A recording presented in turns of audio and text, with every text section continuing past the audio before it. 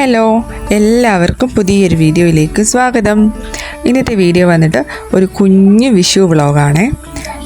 തലേന്ന് ഞങ്ങൾ വിഷു ഒക്കെ ഒരുക്കുന്ന സമയത്ത് ചേച്ചിമോളും കുഞ്ഞപ്പിയും കൂടെ പടക്കമൊക്കെ പൊട്ടിക്കുമായിരുന്നു. അപ്പോൾ അതിൻ്റെ വീഡിയോ എടുത്തുകൊണ്ടിരിക്കുന്ന സമയത്ത് കണി ഒരുക്കി വീഡിയോ ഒന്നും എടുക്കാനായിട്ട് പറ്റിയില്ല കേട്ടോ. കണിയൊക്കെ ഒരുക്കിക്കൊണ്ടിരുന്നപ്പോഴാണ് പടക്കം കൊണ്ട് വന്നത്, പടക്കവും പൂത്തിരിയൊക്കെ. പിന്നെ അവർ രണ്ടുപേരും പൂത്തിരി കത്തിക്കാനും പടക്കം എടുക്കാനും ഒക്കെ ആയിട്ട് അങ്ങ് പോയി.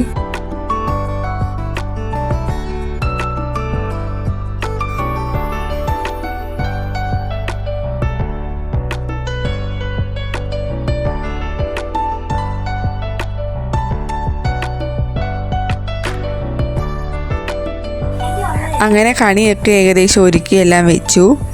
അത് കഴിഞ്ഞപ്പോഴത്തേക്ക് ഇവിടെ പടക്കം പൊട്ടിയിലും എല്ലാം കഴിഞ്ഞു.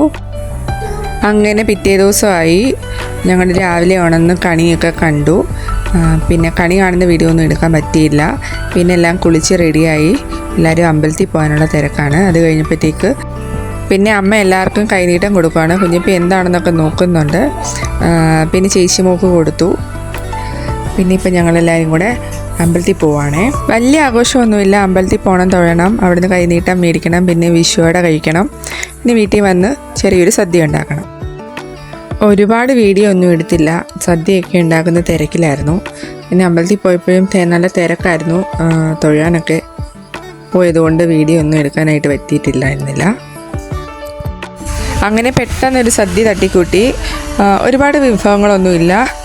പരിപ്പ്, പപ്പടം, അവിയൽ, തോരൻ, അച്ചാർ, അത്രയൊക്കെ ഉള്ളൂ.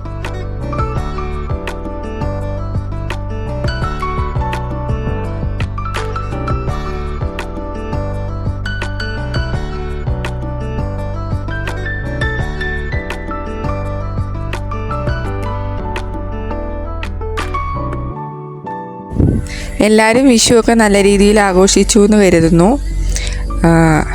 ഇനിയുള്ള വിഷുവും എല്ലാവർക്കും ഇതുപോലെ ആഘോഷിക്കാൻ പറ്റട്ടെ.